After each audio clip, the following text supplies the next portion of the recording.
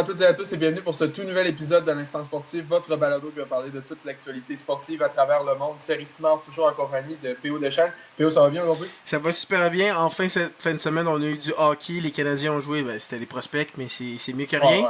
Donc, c'est sûr que ça va bien. Toi, ça va bien?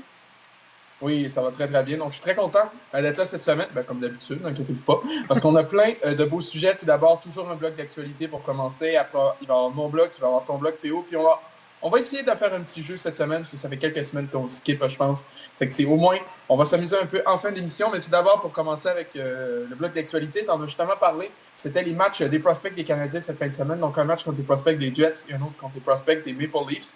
Alors, peux-tu nous parler rapidement de ces matchs-là, de ce qu'on a pu voir? Ben, les gros prospects qu'on voulait voir, comme on le sait, il y a Ivan Demidov qui était là. Sinon, d'un but, Fowler à défense, Backer.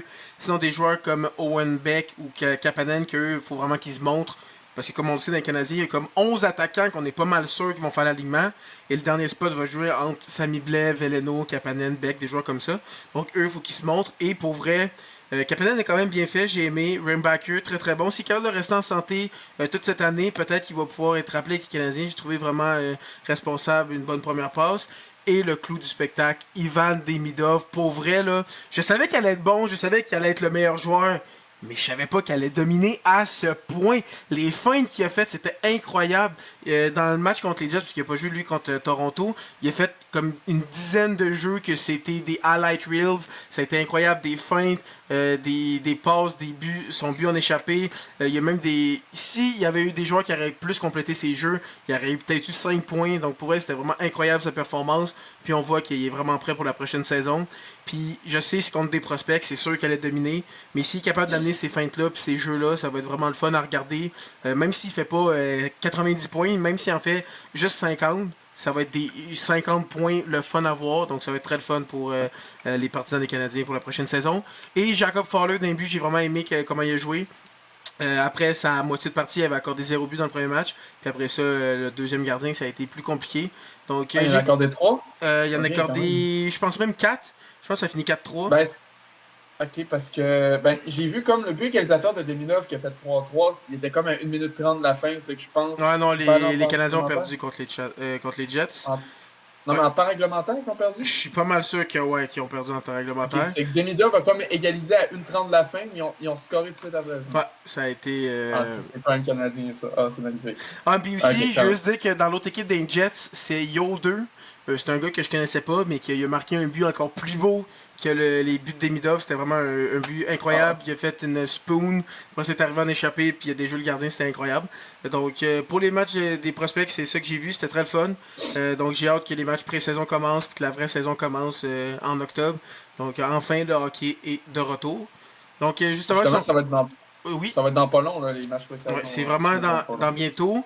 Je sais que le 27 septembre, dans les matchs préparatoires, si on parle encore des préparatoires, mais là, du côté de Pingouin, il y a Fleury qui va Oui. jouer un match. Il a signé un contrat professionnel. Donc, c'est vraiment bientôt. C'est dans le mois de septembre que les matchs préparatoires commencent. Puis après ça, la saison, on le sait, commence en octobre.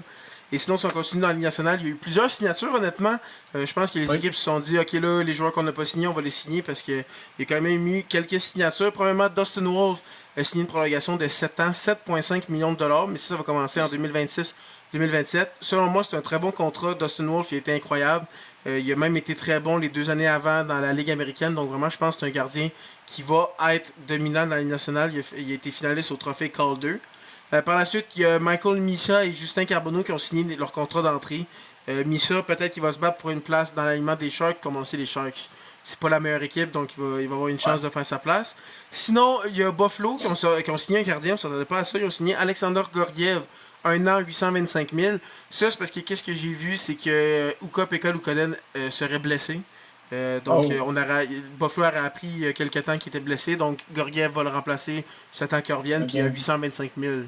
Gorgiev, on a Bon. bien beau pas Donc l'aimer, là. mais en dessous d'1 million, c'est vraiment pas cher. Ah, écoute, au lieu d'accorder 4 buts par match, ils vont en accorder 5.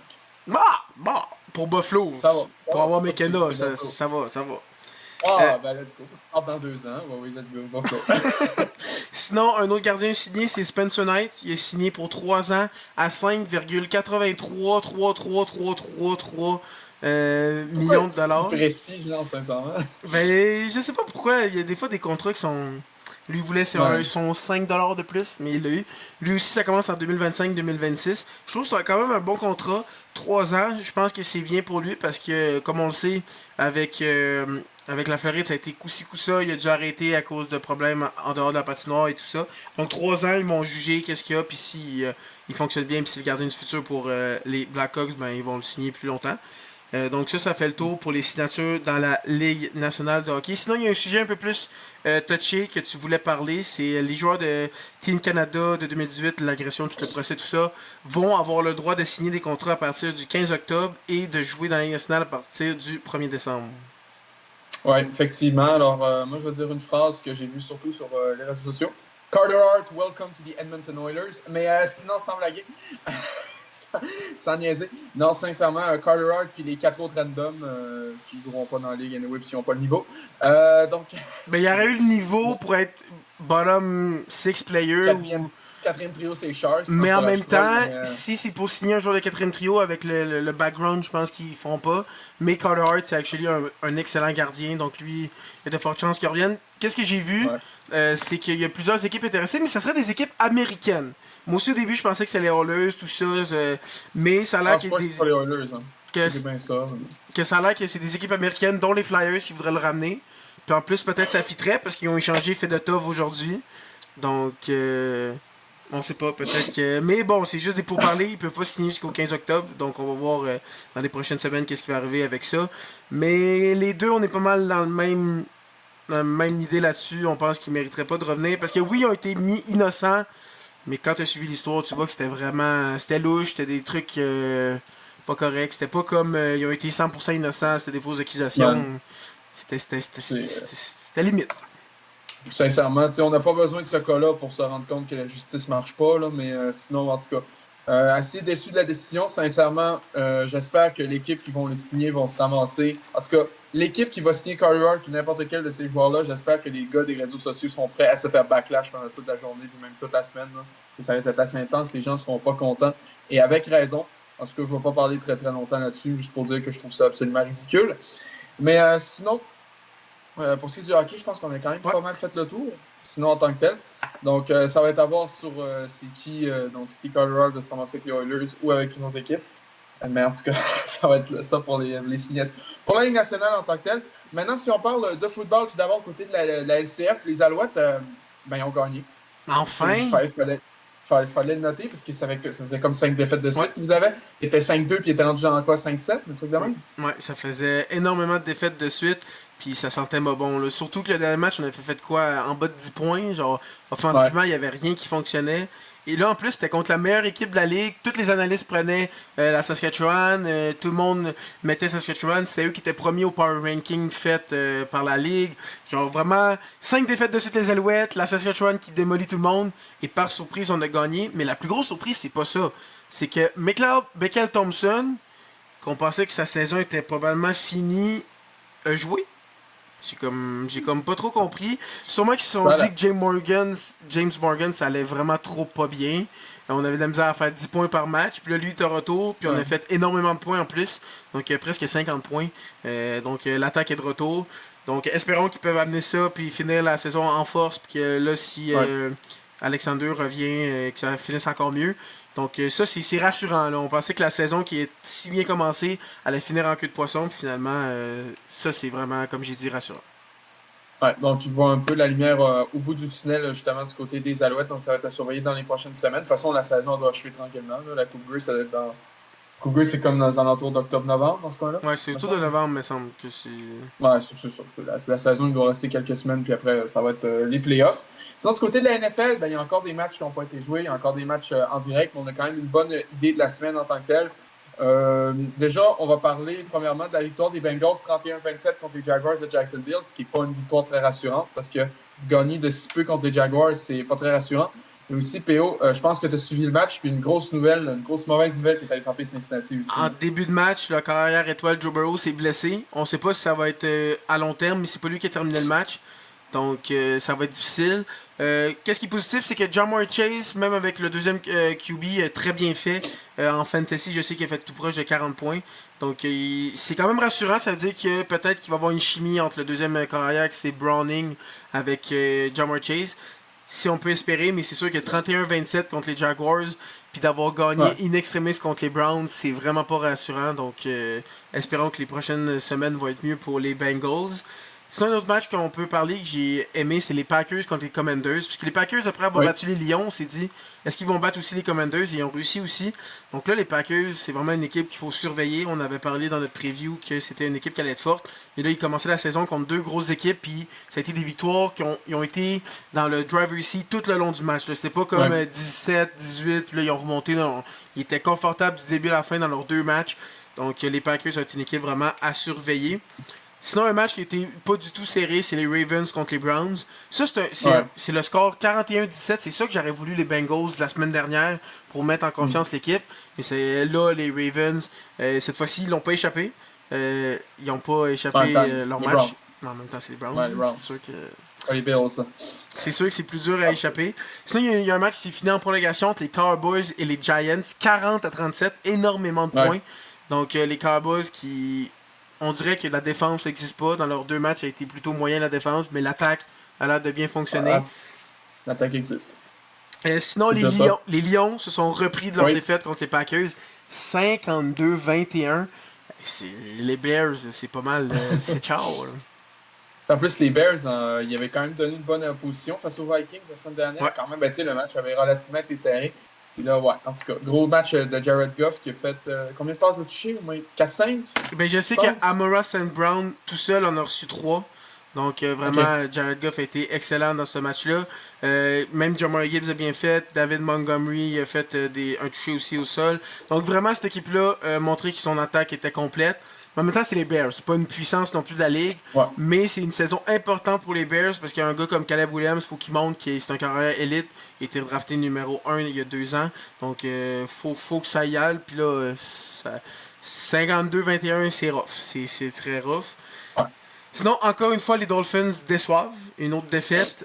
Comme on avait parlé dans le preview, on savait que ça allait pas bien aller, mais pas à ce point-là. Ils ont perdu 33-27 contre les Patriots qui n'ont plus une grosse force. Donc, c'est Ouais. deux équipes correctes qui les battent. Donc là, les Dolphins, ils accordent aussi énormément de points défensivement. Il n'y a rien de fantastique.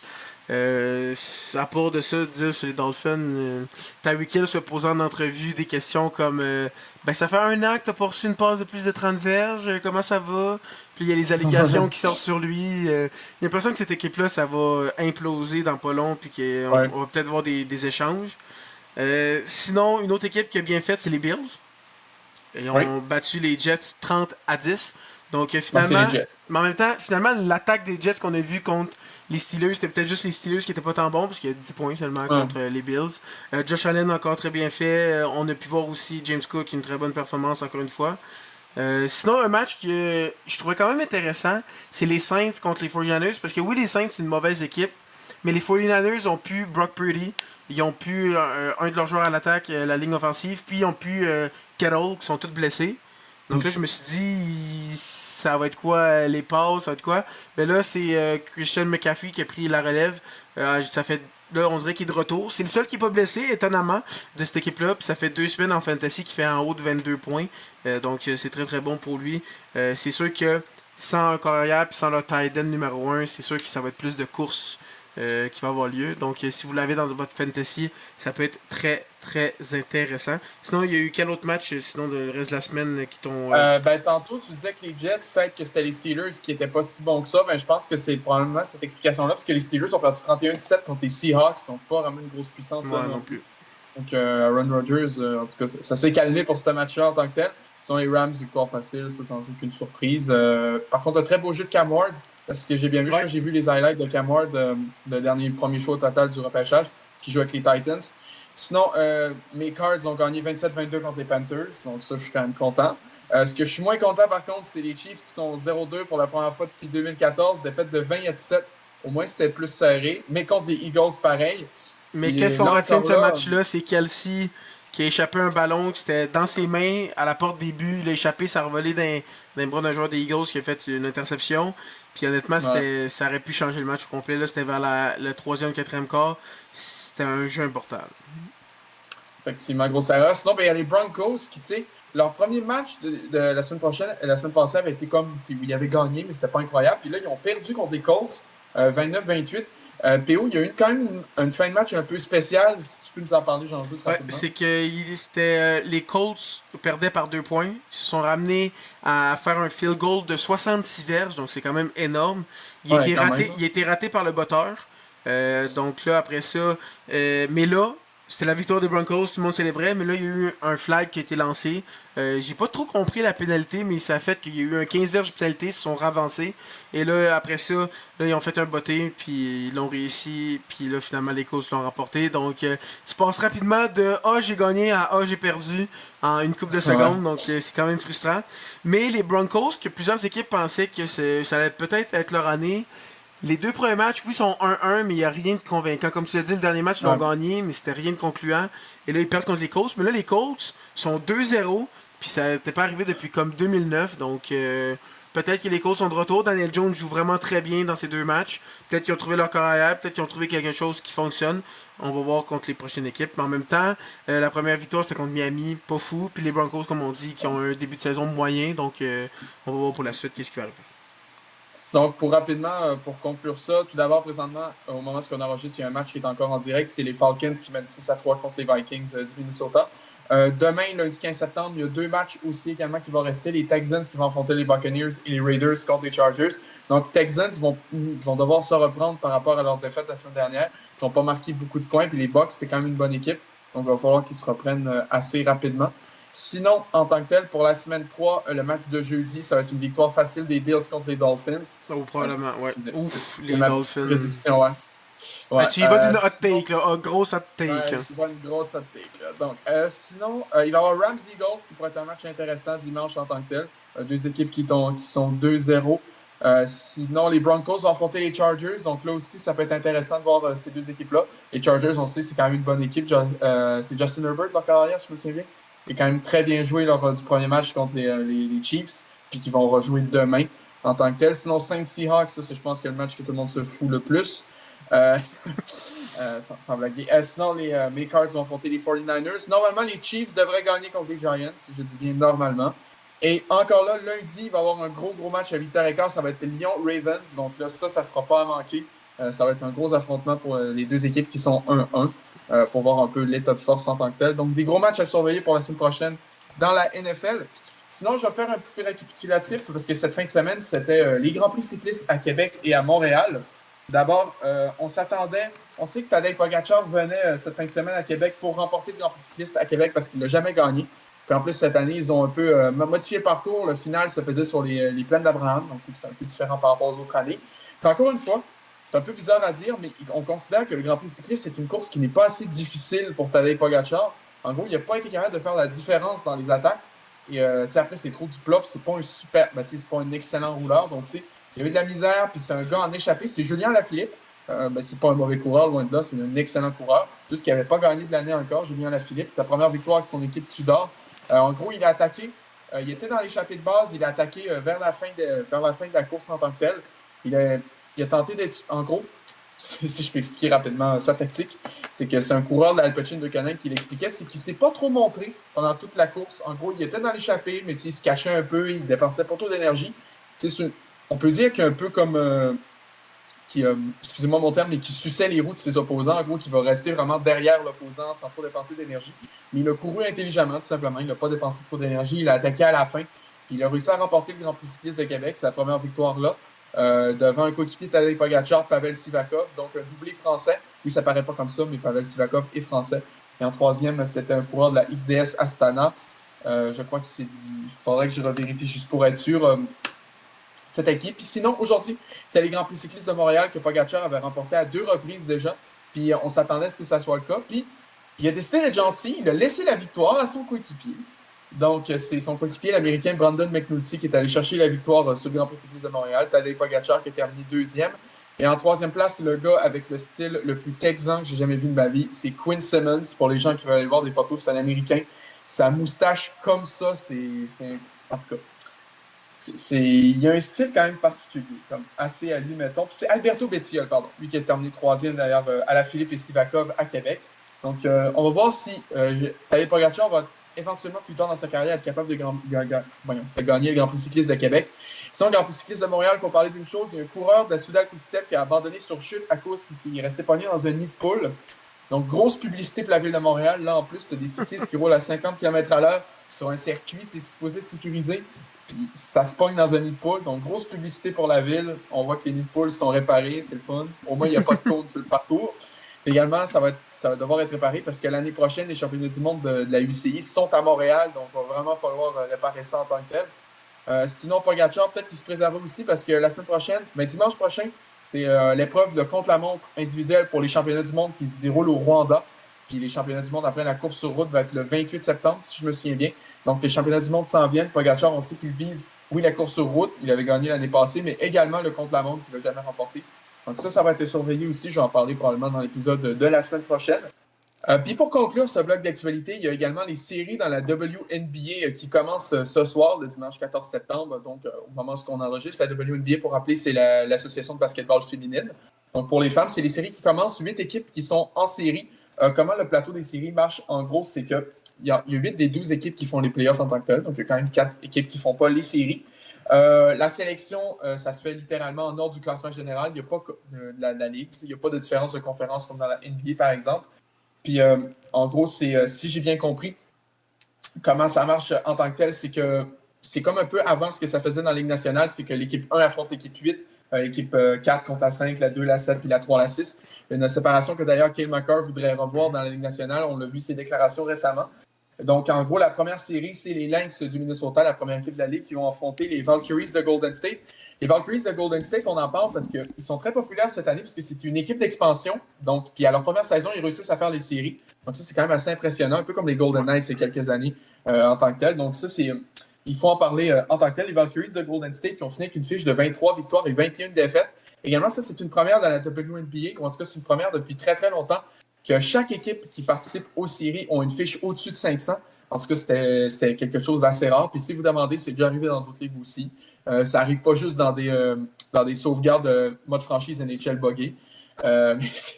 Sinon, ça peut arriver également dans la vraie vie. Sinon, il y a mon équipe. Là, je dis mon équipe, mais pour les gens qui commencent à me connaître, vous savez, c'est parce qu'elle vient de l'Arizona. C'est le Mercury de Phoenix qui affronte les Liberty de New York également. Donc, les Mercury qui ont fini 4 et les Liberty qui ont fini 5 en tant que tel. Sinon, il y a les Aces de Las Vegas qui ont fini 2, qui affrontent le Storm de Seattle, qui ont fini 7. Et le Dream d'Atlanta 3 qui affrontent les Fever d'Indiana, qui ont été 6e. Le Fever d'Indiana, il faut en parler parce qu'une des joueuses étoiles de l'équipe, une des joueuses étoiles de la Ligue, c'est Caitlin Clark. Elle s'est blessée. Puis à ce qu'elle disait dans son tweet, elle a vraiment tout essayé pour revenir, mais elle n'a pas été capable. Donc le Fever d'Indiana va devoir faire leur fin de saison, donc tout leur parcours éliminatoire sans Caitlin Clark. Ça risque d'être assez compliqué pour eux. C'est pas que je leur donne aucune chance, mais en tant que tel, c'est sûr qu'une grosse joueuse comme ça qui disparaît d'un coup, ça peut être. Il va falloir trouver des façons de faire plus de points en tant que tel. Si on parle du résultat des matchs, les Valkyries de Golden State, oui, ils ont fait les séries, c'est super beau. Mais le premier match n'a quand même pas été serré. Défaite de 101 à 72 contre les Lynx du Minnesota. En même temps, c'est la meilleure équipe de la Ligue, on peut l'excuser. Sinon, le Fever d'Indiana ont justement perdu leur premier match 80 à 68 contre le Dream d'Atlanta. Le Mercury de Phoenix qui ont réussi à pousser le match jusqu'en prolongation. Toutefois, ils l'ont perdu 76 à 69 en tant que tel. Donc, un match quand même assez serré. Puis, il y en a un qui n'a toujours pas commencé. Il commence à 10h au moment où on enregistre. Donc, dans 15 minutes environ, le Storm de Seattle, le match 1 contre les Aces de Las Vegas. Donc, ça va être à surveiller. On va peut-être vous faire un petit recap des séries au fur et à mesure que ça continue. Également, pour parler des meilleures joueuses de la saison 2025 au niveau de leur moyenne de points par match, la plupart, les 4 premières de la Ligue ont fait les séries. Donc, c'est Aja Wilson qui est avec Las Vegas, Nafisa Collier qui est avec Minnesota, Kelsey Mitchell qui est avec l'Indiana aussi. Donc, les 3 premières, sur le top 5 qui ont fait les séries. Puis les 2 autres après, Kelsey Plum et Paige Bookers, n'ont pas fait les séries. Leur équipe ne se sont pas qualifiées. Puis pour parler finalement de la WNBA, on sait qu'il y a une équipe qui s'en vient à Toronto l'année prochaine, qui va s'appeler les Tempo de Toronto. On n'argumentera pas sur le nom qui n'est pas super, on va se le dire, mais en tout cas, j'en discutais avec mon amie Charlotte, puis elle disait, c'est elle justement qui nous a sorti toutes ces informations-là pour le début des playoffs, parce qu'on n'est pas des grands experts de la WNBA, puis on la remercie d'ailleurs, mais ouais, elle non plus n'est pas fan du nom. Puis sinon, en tant que tel, pour dire, ils ont fait un espèce d'événement aujourd'hui à Montréal avec des recrues en tant que tel. Donc, c'est pour commencer, parce que oui, Toronto, mais également Montréal, on sait que ça s'intéresse au basketball de plus en plus. Déjà, lors de la finale de NBA, tu avais 2 joueurs québécois qui étaient d'un côté de chaque équipe. C'était Lugansdort, puis c'était qui? Ben C'était Mathurin. ouais, Ben Mathurin, excusez. Donc, ces 2 joueurs-là qui s'affrontaient en finale. Donc, il y avait un événement aujourd'hui avec les recrues. Il va y avoir un repêchage d'expansion à la fin de la saison plus tard. Puis le Tempo va également participer au repêchage. Puis aussi, ce qui est à noter avec le Tempo de Toronto, c'est que la première équipe dans la WNBA à faire leur promo en français puis en anglais. On sait que Toronto, c'est pas une ville hyper francophone, Non. à part quand ils volent la poutine pour faire des casquettes spéciales pour les Blue Jays. Mais ça arrive souvent, puis les gens chialent. Mais en gros, c'est une première pour une équipe de la WNBA. Puis tu sais, pourquoi pas une équipe à Montréal dans la WNBA. Ça se pourrait. On sait que Montréal revient de temps en temps dans les discussions pour une potentielle équipe d'expansion dans la NBA. On le sait. Ça revient tranquillement. Donc, pourquoi pas WNBA aussi, ça pourrait être pas mal. Puis justement, la Ligue féminine qui va avoir d'autres expansions dans les prochaines années après Toronto. On sait qu'ils annoncent d'autres marchés. Donc, on va grandir potentiellement pas moins de 15-16 équipes. Donc, très intéressante, une ligue qui s'expand beaucoup puis gagne de plus en plus de popularité. Puis les joueurs sont de plus en plus payés aussi. Ça, c'est une excellente nouvelle en tant que telle. Puis ouais, c'est ça. Donc, en gros, on a fini le bloc d'actualité en tant que tel. On va pouvoir passer à mon bloc. Je vais faire un petit bilan du Tour d'Espagne, la Vuelta qui s'est terminée aujourd'hui de peine et de misère. On va dire ça comme ça, Ça a été sincèrement. compliqué, ouais. Ça a été très compliqué. En gros, j'en ai déjà parlé un peu dans les dernières semaines, mais il y avait énormément de manifestations sur les routes de la Vuelta à cause notamment d'une équipe qui était présente dans le peloton. Puis on peut comprendre pourquoi. Des manifestants pro-palestiniens qui manifestent lorsqu'il y a une équipe dans le peloton qui s'appelle Israël Première Tech. Donc, on peut comprendre. Israël Première Tech ont essayé de prendre des mesures. Ils ont enlevé la mention du nom Israël sur le maillot. Donc, il y avait juste le logo de l'équipe plus le logo du sponsor Première Tech. Mais pareil, ça n'a pas été suffisant. Déjà, il y avait l'étape 11 qui a été arrêtée avant la fin, à 3 km de l'arrivée, pour empêcher justement à cause des manifestants qui étaient partout sur la ligne d'arrivée. L'étape 16 qui a été remportée par Egan Bernal, qui a été raccourcie à 8 km de l'arrivée. Là, ils ont donné un vainqueur, c'est juste que l'étape a été raccourcie de 8 km. L'étape 18, le contre-la-montre individuel, qui a été raccourci de 26 à 12 km également, à cause des manifestants. Puis aujourd'hui, l'étape 21, qui devait se terminer à Madrid, une étape un peu typique de fin de grand tour, où il n'y a aucun enjeu nulle part, puis que ça va être un final au sprint. Lorsqu'ils ont commencé à rentrer à Madrid à 56 km d'arrivée, ils ont arrêté l'étape, il n'y a pas eu de vainqueur à cause des manifestants qui avaient pris le bord, qui avaient tout pris, en tout cas, qui étaient rentrés un peu partout sur le parcours en tant que tel. Donc, il n'y a même pas eu de cérémonie d'après-course. En tout cas, genre vraiment, ils ont tout annulé. Ils ont dû faire... Il y a des vidéos qui circulent sur les réseaux sociaux, c'est quand même assez impressionnant à voir. Ils ont fait des podiums improvisés, dans un stationnement d'hôtel à Madrid. Genre, ouais, genre devant un fond, limite, le podium, les marches du podium, c'est des glacières, ils ont embarqué là-dessus, tu vois Vingegaard et les 2 autres. C'est quand même assez drôle, ils ont célébré avec du champagne puis tout, mais tu sais, c'était cheap. Au moins, eux autres, ils ont organisé quelque chose de leur bord. Puis j'avais dit au début, après la première semaine, qu'il y avait un gros problème si Jonas Vingegaard ne remportait pas cette Vuelta-là. Puis effectivement, Jonas Vingegaard qui est allé chercher son 3e grand tour en carrière après son Tour de France en 2022-2023. Sa première Vuelta, il avait terminé 2e en 2023. Il a gagné avec 1 minute 16 d'avance sur le Portugais Raul Almeida, qui a été dans le coup jusqu'à la dernière étape hier, l'étape 20, où Vingegaard a vraiment montré en montagne c'était qui le plus fort, c'était qui le boss. Donc, Raul Almeida qui va chercher son 2e podium de grand tour après sa 3e place sur le Tour d'Italie il y a 2 ans. Puis également, 3e, ça c'est une grosse surprise. Je ne m'y attendais pas à ce gars-là. Dans les dernières années avec Ineos, il y avait des en tout cas, il y avait des flashs, on sait. Sa victoire sur la Duel sur le Tour de France 2022, c'est un gros flash. En tout cas, c'est ça aux courses. Mais lui, c'est surtout aux couleurs de Gravel. C'est Thomas Pidcock, le Britannique, qui est maintenant rendu avec la Q36.5. Donc, un autre coureur que la Ineos perd, qui s'en va mieux performer dans une autre équipe. J'en souffre beaucoup. Mais je m'ennuie du Prime avec Egan Bernal, Chris Froome et Geraint Thomas, je ne vais pas vous mentir. Donc, Thomas Pidcock, qui va terminer 3e, va chercher son premier podium en grand tour. C'est très, très impressionnant. Je ne m'attendais pas à le voir de ce niveau-là. Puis même lui, il s'y attendait pas. Il disait, on vise le top 10, un top 5 si on est optimiste. Puis finalement, il finit 3e. 30 secondes devant Jay Hindley, le vainqueur du Giro il y a 3 ans, qui est quand même revenu à un bon niveau en tant que tel. 5e, c'est le jeune Américain Mathieu Riccitello de la Israël Première Tech. Donc, il va aller chercher le maillot blanc à 5 minutes 55. Vraiment très, très impressionnant lui aussi, qu'on annonce justement avec la Décathlon l'année prochaine. Donc, au moins, il va quitter Israël Première Tech. Donc, il ne sera pas lancé potentiellement des cocktails Molotov sur les courses. C'est quand même assez le fun. En tant que tel, sinon, Giulio Pellizzari, qui avait un gros Giro cette année, va terminer 6e de la Volta, a porté le maillot blanc très très longtemps. Gros Giro pour le jeune Italien également, grosse Volta, pardon. Sepka 7e, l'Américain de la Visma, coéquipier de Vingegaard, lui qui avait remporté il y a 2 ans. Félix Gall 8e, a été solide, mais a eu un petit peu plus de difficultés. En même temps, il vient de sortir de son Tour de France, qui a fini 5e. Torsten Train, avec son échappé, qui a porté le maillot rouge quelques jours, a fini 9e quand même, donc gros niveau pour le Norvégien. Puis un autre coéquipier de Vingegaard, Matteo Jorgensen, qui complète le top 10. Les déceptions au niveau du classement général, il faut que je le dise, c'est Egan Bernal et Giulio Ciccone. Bernal 17e, Ciccone 18e, donc c'est quand même un peu des déceptions. Puis Bernal est allé chercher son étape, après c'est allé jouer les échappées, ils ont perdu trop de temps, pas assez de soutien en montagne pour les deux. Sinon, également, il y a David Gaudu qui avait bien commencé sa Volta, malheureusement a mal fini. Mikel Landa qui n'avait pas une super préparation. Juan Ayuso qui est une des plus grosses fraudes de tous les temps. Au moins, il est allé chercher ses 2 étapes en tant que tel. Puis sinon, juste pour parler en tant que tel de comment la Volta s'est terminée, parce que sincèrement, autant j'aime le cyclisme, autant j'avais vraiment hâte que cette course-là se termine, sincèrement. Parce que les manifestants, puis je ne vais pas dire que c'est de la faute des manifestants, c'est une cause extrêmement juste que c'est de se battre pour la Palestine en tant que telle.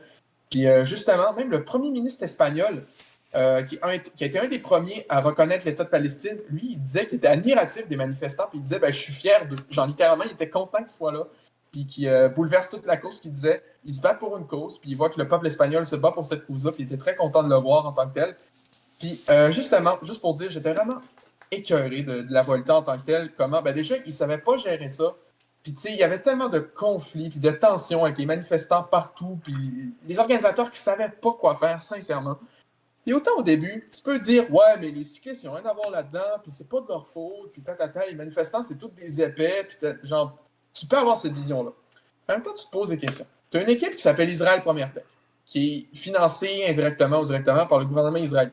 On va se le dire.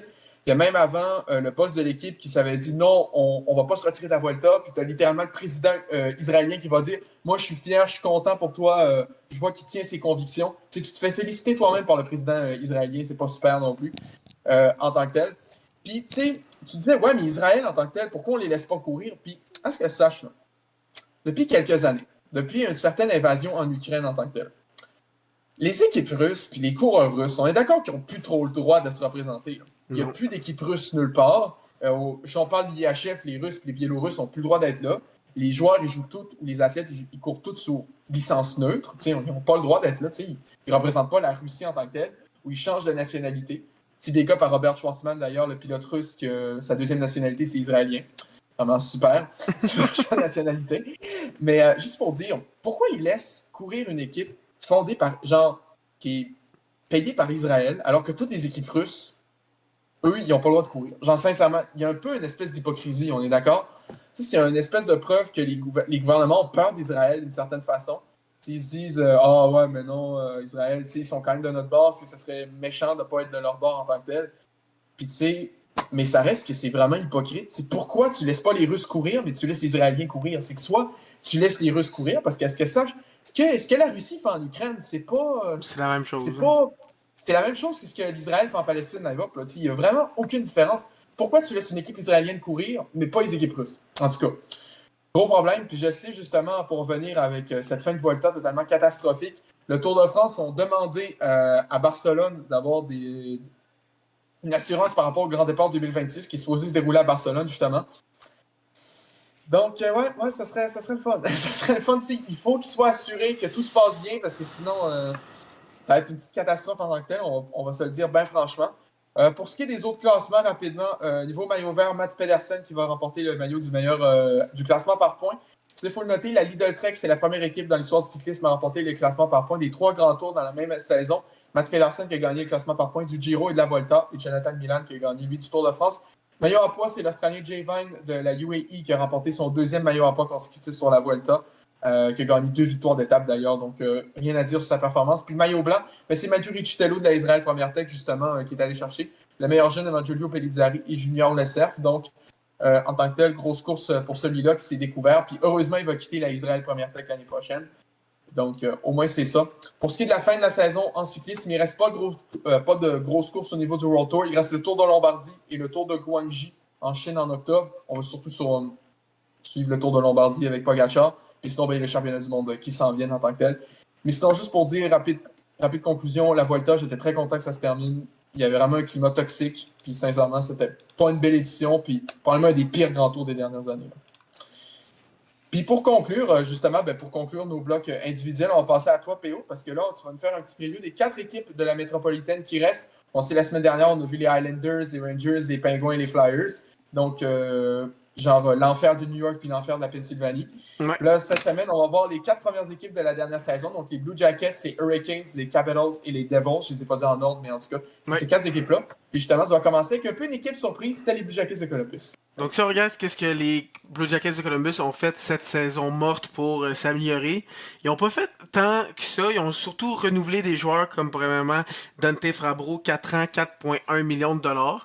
Ensuite de ça, Ivan Provorov, 7 ans, 8,5 millions de dollars. Pour Provorov, c'est vraiment beaucoup d'argent. Mais quand on regarde des gars, 8,5 millions, il est pas mauvais. Là. Il est pas mauvais, mais ça, c'est de l'argent comme un défenseur numéro 1, là, quasiment. Là.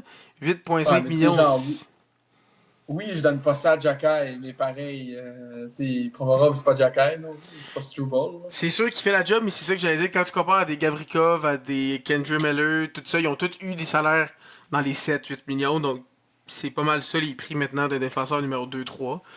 Donc, puis ouais, je pense à ça, ils ont Joe Werenski à Columbus qui doit être bien payé. Ouais, c'est ça, que les deux ensemble, ça commence à faire beaucoup. Sinon, il y a Voronkov aussi qui ont signé 2 ans, 4,175 millions de dollars. Et la seule vraiment acquisition, c'est Isaac Lundestrom, 2 ans, 1,3 millions. Donc, comme signature, c'est pas mal le seul qu'ils ont été allés chercher. Sinon, du côté des transactions, il y a 2 transactions. Ils ont donné Daniel Tarasov aux Panthers. Ils sont allés le donner contre un choix de 5e tour en 2025 qui est devenu Owen Griffin. Et une autre transaction que j'aime beaucoup, mais que je me dis, j'aime beaucoup si c'était une équipe qui manquait juste un petit peu pour être une équipe contenders. Ouais. C'est qu'ils sont allés chercher Charlie Cole et Miles Wood, 2 bons joueurs de 3e, 4e trio qui peuvent faire la job. Mais ils ont quand même donné Gavin Brindley, qui était un de leurs meilleurs prospects, et un choix de 3e tour en 2025 qui est devenu Francesco Del Ecce, et un choix de 2e tour en 2027. Donc c'est quand même payé cher. Comme un exemple, ils ont payé cher. Ouais, comme une équipe comme les Stars ou les Oilers ou quelque chose qui, ça pourrait être les pièces manquantes pour de la profondeur, ça pourrait être bien. Mais comme on le sait, Columbus ont même pas fait les séries. Peut-être qu'eux, ils se voient être à ça proche, parce que comme on le sait, ils étaient à comme 2 points des Canadiens. Donc on pourrait voir qu'est-ce qui se passe. Et aussi une transaction qu'ils ont faite aujourd'hui, ils sont allés chercher Fedotov en échange d'un choix de 6e tour. Est-ce qu'il va se battre pour la place de 2e gardien, peut-être même de starters? Comme on le sait, Merzlikins, c'est pas non plus un gardien étoile national. On va voir qu'est-ce qui va arriver. Il y a Jet Greaves qui avait bien fait en fin de saison. Donc on va voir qu'est-ce qui va se passer de ce côté-là. Sinon, au côté du repêchage, il y avait 2 choix de premier tour pour Columbus. Ils ont pris 14e Jackson Smith, un défenseur.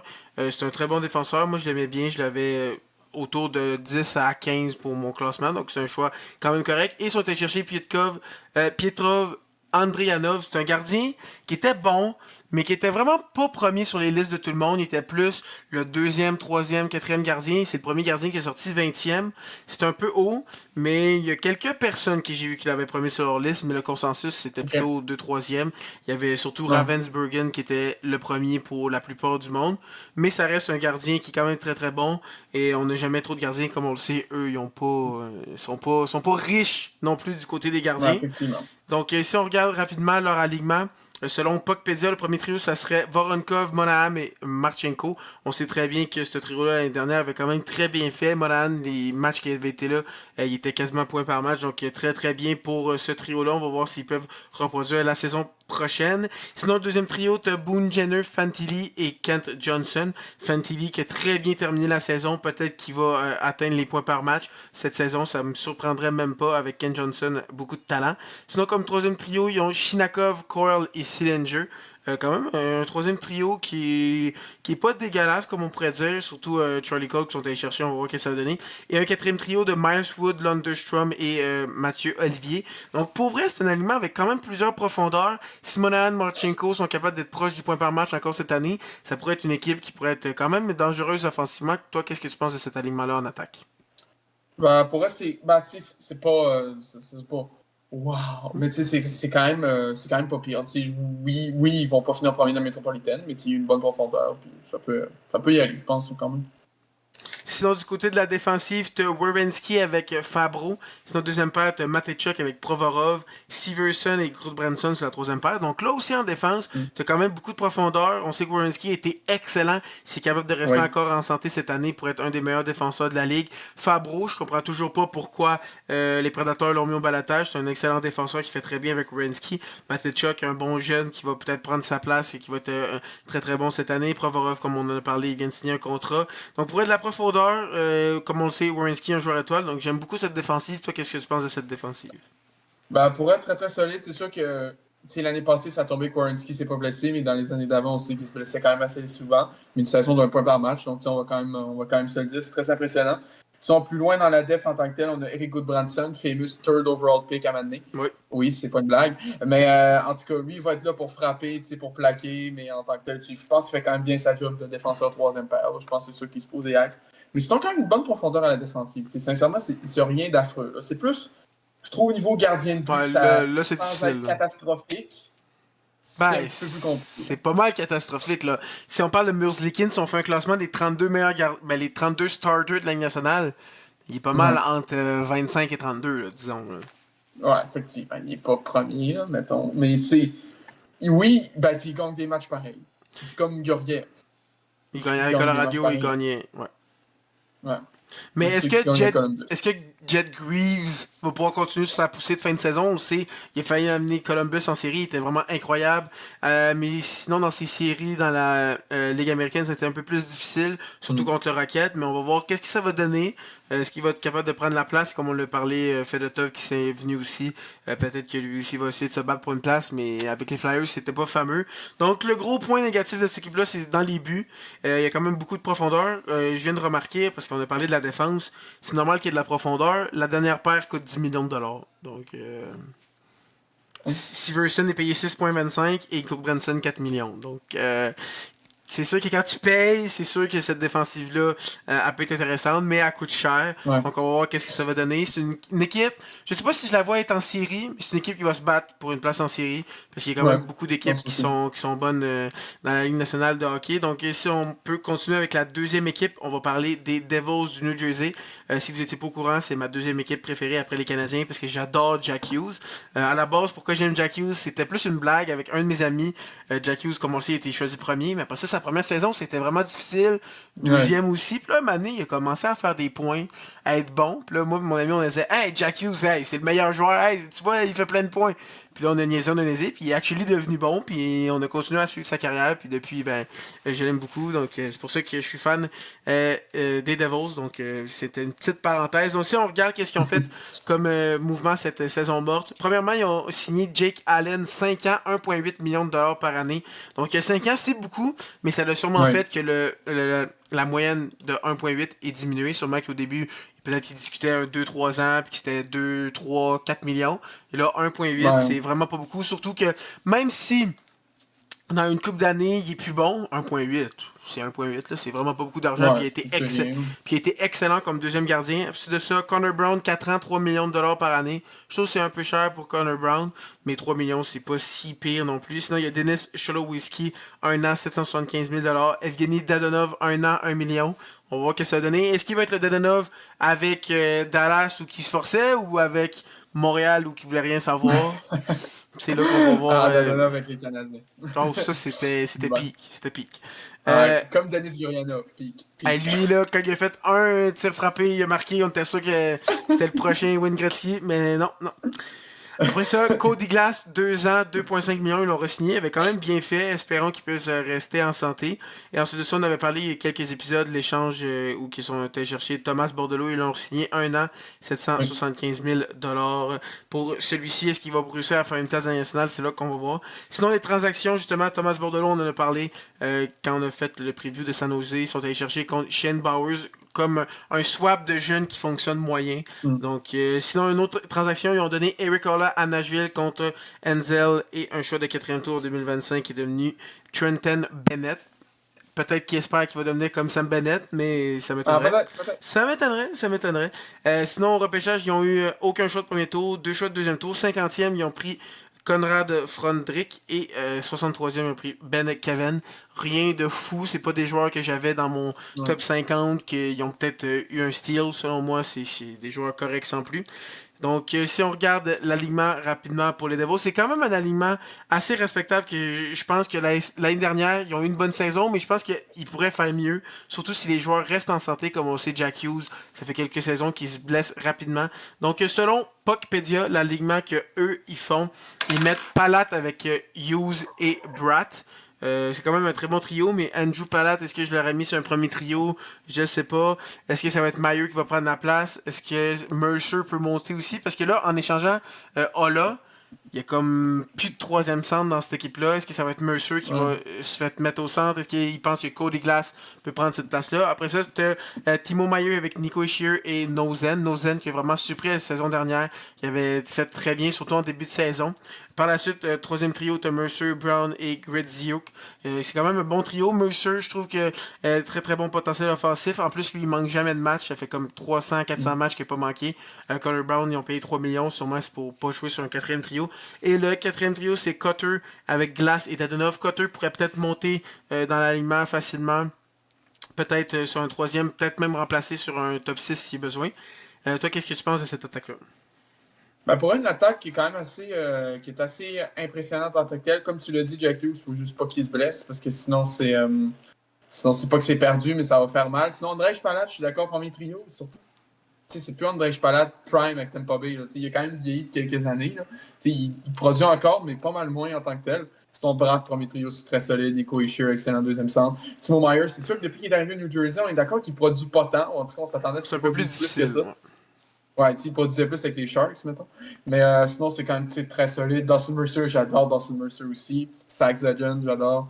Puis sinon, quatrième trio, Cody Glass, ben écoute, il fait sa job. Puis Evgeny Dadonov, si c'est Prime Dadonov avec les Canadiens, ce sera pas bon. Mais si c'est Prime Dadonov avec les Stars, ça devrait être correct. Mais sinon, ouais, c'est ça. Très bonne attaque pour les Devils. Sinon, du côté de la défense, la première paire, c'est Siegenthaler avec Dougie Hamilton. Très bonne première paire. Eux aussi, le problème, c'est qu'il faut qu'il reste en santé. Par la suite, Ouais. deuxième paire, t'as Luke Hughes avec Brett Pescier. Est-ce que Luke Hughes va signer? Il n'a toujours pas signé. Là, ça Ouais. commence à être inquiétant. On est au mois de septembre. Le camp d'entraînement va commencer. Est-ce qu'il va attendre un peu comme un Nylander a fait une coupe d'année et pas jouer jusqu'en décembre? Donc là, il faudrait qu'il signe. Aussi, il y a toute la saga, les frères Hughes qui veulent signer des contrats pour pouvoir être agent Mm. libre en même temps, jouer dans la même équipe, tout ça. Peut-être que ça rentre en compte aussi avec Luke Hughes. Donc là, faudrait qu'il signe. Là. Ça commence à être long pour les Devils. Sinon, la dernière paire, t'as Dylan avec Kovacevic. Donc c'est une très bonne défensive. Je trouve que les trois paires sont équilibrées. Kovacevic, c'est plus le Kovacevic avec le Canadien. Il a pris un autre step avec les Devils. Il a très bien fait. Donc pour elle, c'est une bonne défensive profonde. Et dans les buts, t'as Markstrom et Allen, un des meilleurs duos. Allen a vraiment très bien fait en étant deuxième gardien avec les Devils. Markstrom, un gardien numéro un. Donc défensivement et dans les buts, je trouve que c'est très très bien. Toi, qu'est-ce que t'en penses? Ben écoute, la défense, c'est quand même très solide. Comme tu l'as dit, Dougie Hamilton, il ne faut pas qu'il se blesse. On s'en souvient en 23-24. La fameuse année du pool où tu as fini dernier. Dougie Hamilton, je pense qu'il avait joué 23 matchs, puis sa saison s'était terminée là. T'étais obligé d'en parler, là, qu'il fini dernier. Oh oui, absolument, absolument. Puis également, ben, du coup, il va falloir faire Sting pour ne pas se retrouver à Vancouver avec Quinn. Mais ça, c'est une joke. Ça va être plus Quinn qui va s'en sur New Jersey, je pense. Sinon, en tant que tel, moi, je suis sur Daily Face-Off présentement, puis ils disent que Kovacevic, à mon grand désarroi, parce que j'avoue, je m'ennuie de lui à Montréal, est blessé. Ah. Donc, toi, tu verrais peut-être plus. Je sais qu'il y a beaucoup de difficultés, puis on a entendu du drama avec lui l'année passée, mais tu penses-tu que Simon Nemec pourrait avoir une place dans cet alignement-là? Ben c'est sûr que là, cette année, c'est pas sa dernière chance, mais il faut qu'il réussisse à se faire une place dans Ouais. l'alignement s'il veut vraiment avoir une valeur. J'avais vu aussi, il y avait quelques rumeurs qui voulaient peut-être être échangés, il ne même pas comment il était utilisé, mais c'est sûr que si Kovacevic est blessé, c'est lui qui vont essayer. Ils vont peut-être l'essayer sur un deuxième powerplay. Si Luke Hughes signe pas en début de saison, est-ce que c'est lui qui va prendre sa place, qui va jouer les minutes que Luke Hughes jouerait pas? Ils ont quand même beaucoup de noms, comme si Nemeth c'est ton extra, ça montre la profondeur de ta défensive. Oui. Donc la saison qu'ils ont eue la saison dernière, je pense qu'ils pourraient même faire 5-10 points de plus. Mais il y a beaucoup de questions de est-ce qu'ils vont être en santé. On sait Dougie Hamilton souvent blessé, Jack Hughes, le Kovacevic commence la saison blessé, Luke Hughes n'a toujours pas signé. Donc il y a plusieurs points d'interrogation, mais si tout va bien du côté des Devils, je pense qu'ils pourraient se battre pour la première place dans cette division-là. Ouais. Premier, selon moi, ça se peut. Parce que si tu prends les Capitals, qu'on va parler plus tard, la saison dernière, tous les joueurs ont un peu fait mieux que ce qui était prévu. Logan Thompson qui se battait pour être un Vézina. Après ça, t'avais Dubois qui était encore meilleur que ce qu'on pensait. Strome qui avait full bon. Ovechkin à 700 ans qui fait 40 buts. Donc tout le monde a un peu fait mieux que prévu. Donc peut-être qu'ils vont descendre. Donc selon moi, eux et les Hurricanes vont se battre pour la première place de cette division. Justement, si on continue, on peut aller voir qu'est-ce que la Caroline a fait cette saison pour s'améliorer. Premièrement, les signatures, ils ont fait une prolongation à Eric Robinson, 4 ans, 1,7 million. Ensuite de ça, ils ont locked up Logan Stankoven, 8 ans, 6 millions par année. Je trouve que c'est un très bon salaire. 6 millions, c'est très peu pour un gars qui, dans le futur, pourrait être un gars de deuxième, même peut-être premier trio s'il réussit à se développer. Donc, très très bonne signature. Si on se souvient, c'est lui qui ont reçu, en plus de choix de premier tour, pour Mikko Rantanen. Par la suite, ils ont signé Mike Riley, 1 an, 1,1 million. On va voir, il va être un extra. Est-ce qu'il va être dans le top 6? On va voir, ils ont quand même une très bonne défensive.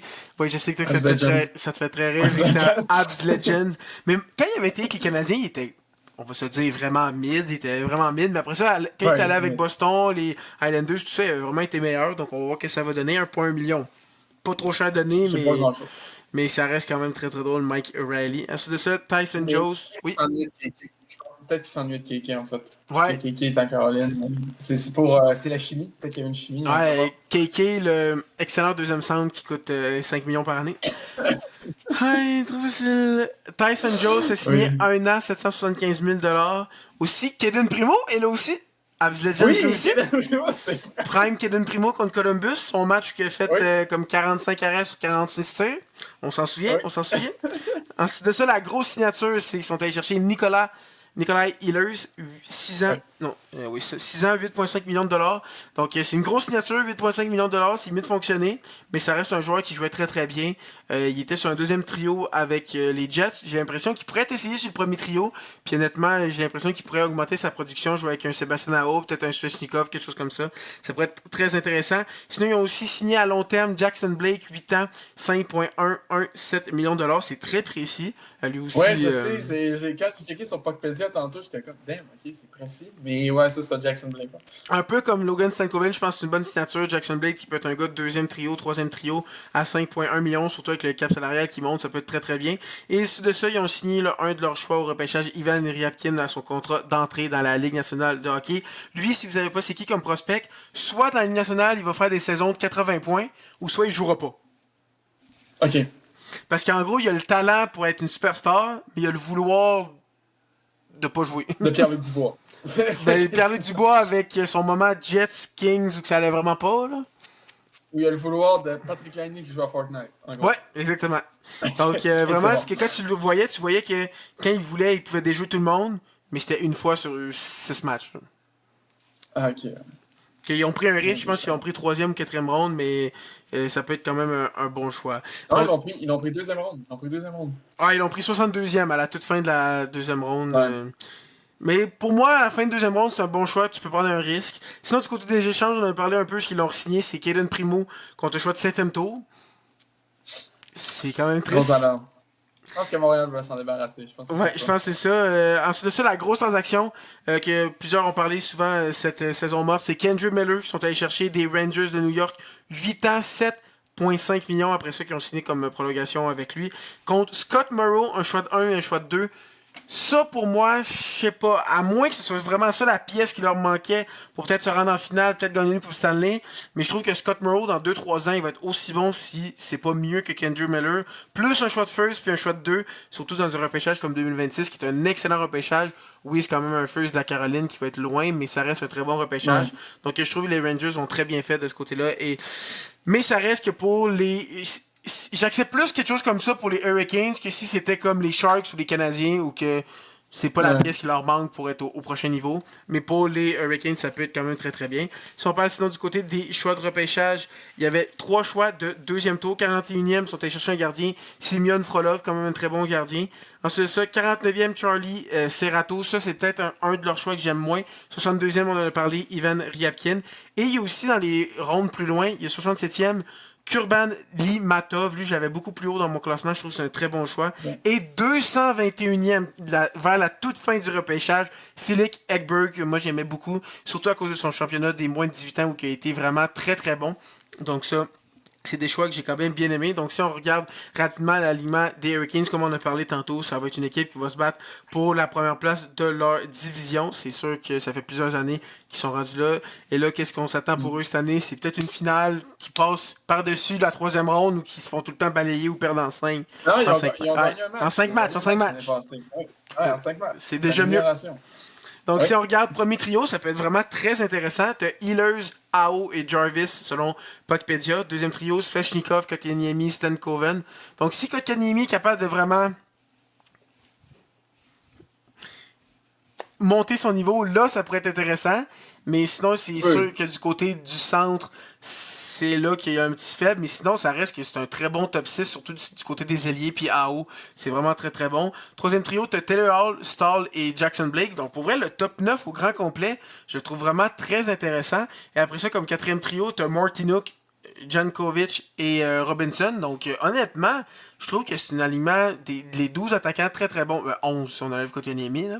Mais ok, je vais arrêter de hate dessus, mais je trouve que c'est un alignement qui est vraiment très intéressant, qui vont se battre pour la première place, pas juste leur division, je pense qu'ils vont se battre pour la première place de l'Est. Vraiment une équipe complète qui va être très intéressante. Toi, qu'est-ce que tu penses de cet alignement-là en attaque? Ben, pour elle, l'attaque est quand même assez solide à part Kotkaniemi, comme tu l'as dit. Moi, par contre, selon Puckpedia, Kotkaniemi, c'est le deuxième trio. Ouais, selon... Il fait ça, puis il est sur le 4. c'est Genre, c'est qui mettent comme deuxième centre d'abord? C'est Jordan Stahl? c'est Jarvis. C'est ça, Ok, Jarvis. ils mettent Jarvis comme Ouais, centre. Ouais, il a déjà joué ouais. centre. C'est vrai que c'est une possibilité. Mais c'est vrai que dans cette équipe-là, il y a plusieurs joueurs qui jouent plusieurs positions, comme Stankoven, lui aussi, a déjà joué centre. Donc, il pourrait peut-être aller essayer là. Jackson Blake, je sais qu'il a déjà joué une coupe de match, mais c'est vraiment plus un ailier. Donc, c'est vrai que si Kotkaniemi, ça fonctionne pas en début de saison, ça pourrait rapidement devenir troisième ou, comme tu l'as dit, quatrième. Mais en même temps, quand tu payes 5 millions, j'ai l'impression que tu vas lui donner encore quelques chances. Ouais, il faut lui donner des chances. Même je pense que Brindamour, il a un peu perdu patience avec Kotkaniemi. Mais sinon, tu sais, c'est une attaque qui est très profonde en tant que telle. C'est beaucoup de profondeur. Jordan Stahl, sans doute troisième trio, même s'il est rendu avec 58 ans, il est encore très très bon. Yachts Legend, Jordan Martinook, troisième ligne aussi très très solide en tant que tel. Sinon, comme tu as dit, Stankoven, Jackson Blake, plein de bons jeunes. Seth Jarvis, Taylor Hall fait toujours sa job aussi. Sinon, Zvechnikov, on sait. Zvechnikov, tu sais, oui, second overall pick, il a eu un peu plus de misère. C'est un gars qui plafonnait à 50-60 points. Il a eu des bonnes playoffs. Maintenant, il faut voir s'il est capable de garder ça sur sa lancée. Mais sinon, tu sais, une attaque très très solide. Sinon, du côté de la défense, ça aussi, c'est très très bon. Du côté de Puckpedia, ils mettent Slavin avec Chatfield. Je suis un peu surpris que Chatfield soit sa première paire.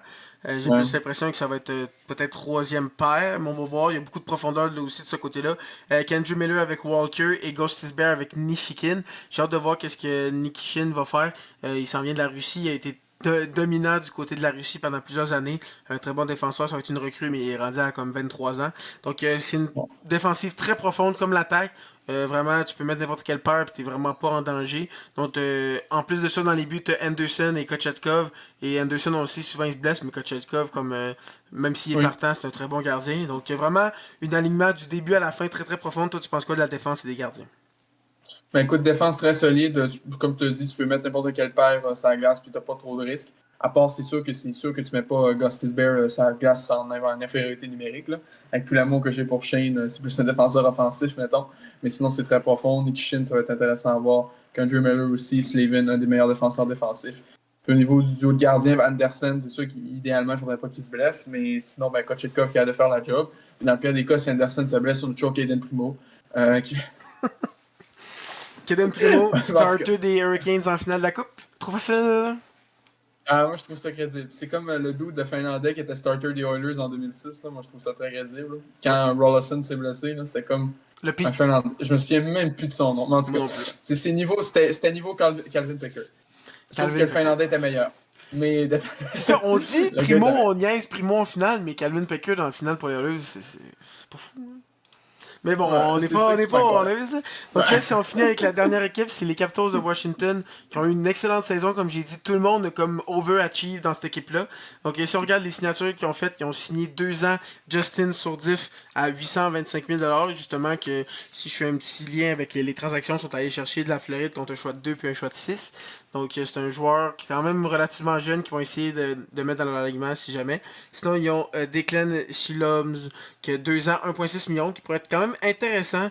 C'est rien de fou, mais de la profondeur, il en faut tout le temps. Sinon, il y a Martin Fairvary, 7 ans, 6 millions de dollars. Donc, c'est quand même un gros contrat, mais c'est un bon défenseur défensif de son côté. Sinon, par la suite, Anthony Beauvillier, qui a été quand même agent libre pendant un petit bout, mais finalement, il a re-signé avec les Capitals 2 ans, 2,7 millions de dollars. Puis il a quand même été très très bon en série pour les Capitals. Moi, j'étais étonné qu'il n'avait pas signé plus tôt. Je trouve que c'est une très bonne équipe qu'il a choisie parce que ça fitait bien, comme on dit.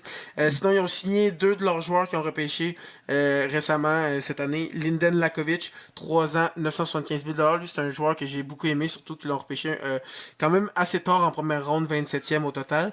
Ensuite de ça, il y a Milton Gastrin qui ont repêché plus tard aussi dans le repêchage, que lui, je trouve que c'est un vol de leur côté. Encore une fois, les Capitals réussissent à sortir avec 2 très bons choix en n'ayant pas de choix top 15. Comme on le sait, sont allés chercher Cole Hudson dans les années précédentes.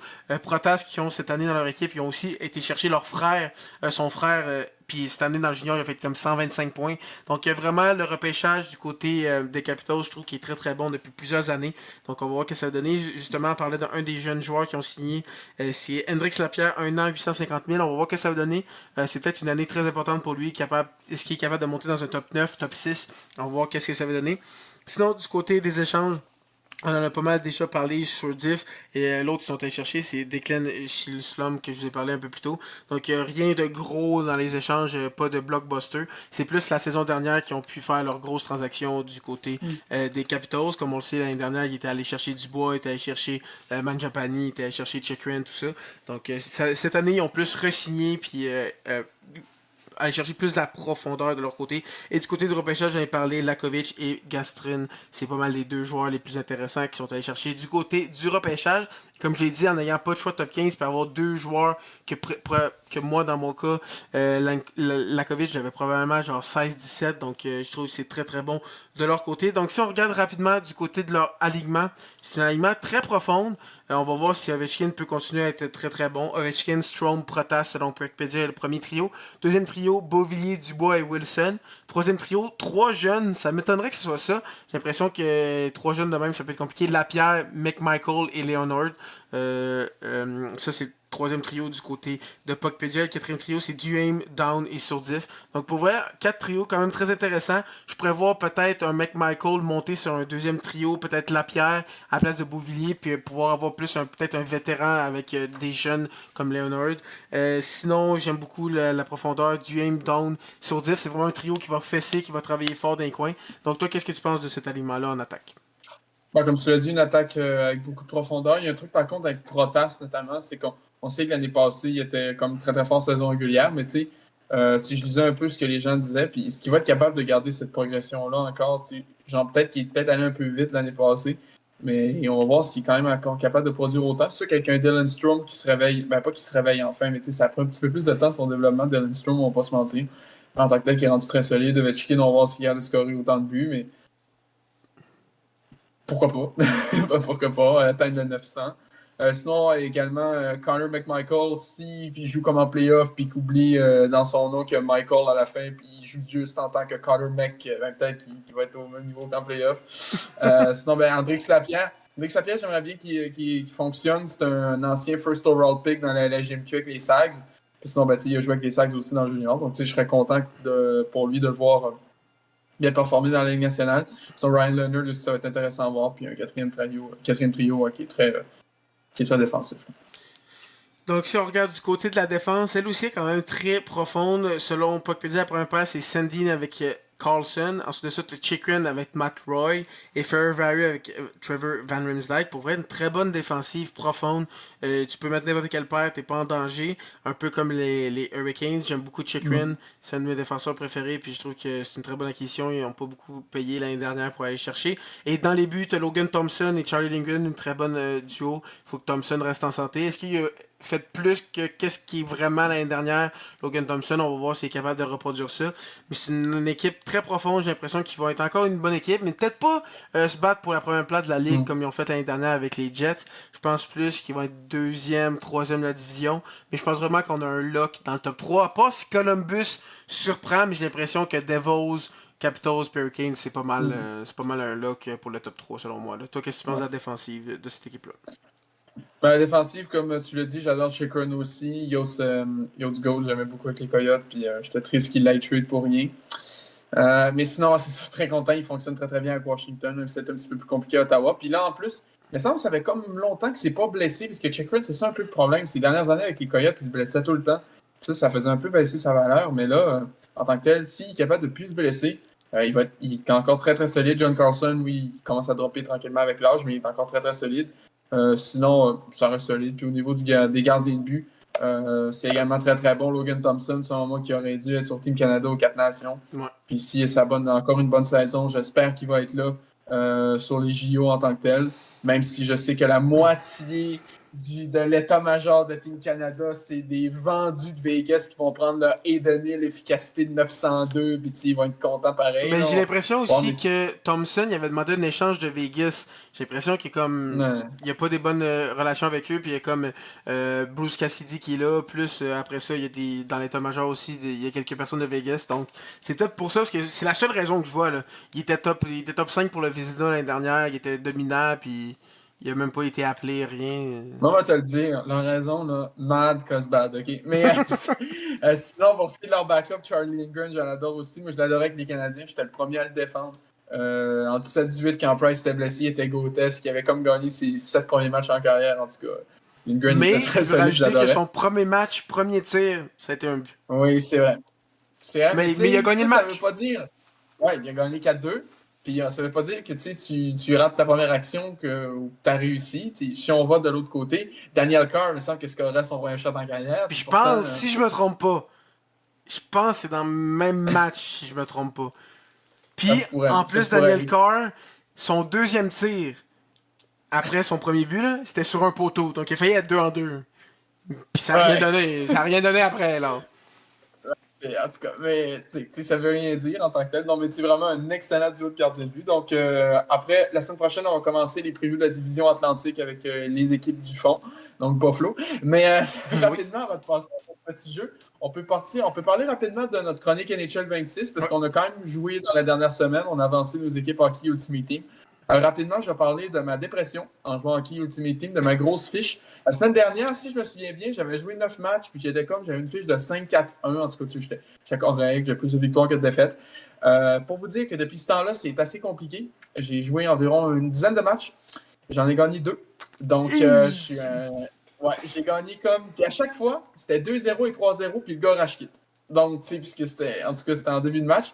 Sinon, j'ai perdu comme 3 matchs en prolongation. 2-1, 6-5 puis 5-4. Puis sinon, je t'ai enchaîné des bonnes défaites de 5-0, 6-0, 8-1, 8-2. Tu sais, des bonnes défaites comme ça. Là. Paf, paf. Ouais. Le dernier match complet, je l'ai perdu 4-0. Après, le gars, il menait 1-0, mais c'était le genre de gars chiant, désolé de mon terme, à pas skip les cutscenes de but. Puis, de toute façon, je voyais qu'il était en train de me dominer, puis il était rendu comme minuit, j'étais fatigué, j'étais allé me coucher. Sinon, Arrache kit. PO, sinon, PO, je sais pas si tu as vu ben gros dans la dernière semaine au J'ai niveau quand même hot, là, vu beaucoup du côté hot. J'ai essayé de faire la carte Sam Bennett 85. Ouais. Il y a un des challenges que c'est faut que tu marques un but avec un snapshot. C'est comme un tir Oui. frappé court en français. Oui. Je vais être honnête, je sais pas comment faire un tir frappé court. J'étais rendu en 12e période de prolongation, c'était 0-0. J'étais pas capable de marquer avec un snapshot que j'ai abandonné. Sinon, j'ai fait Rookie 7. J'étais allé me faire le Crosby puis la Queen Hughes. Deux bonnes cartes 84. Puis en plus, j'ai pairé Queen Hughes avec Luke Hughes. Puis il y a comme un truc, un joueur de Devils puis un joueur des Canucks en défense, ça fait plus 1 overall.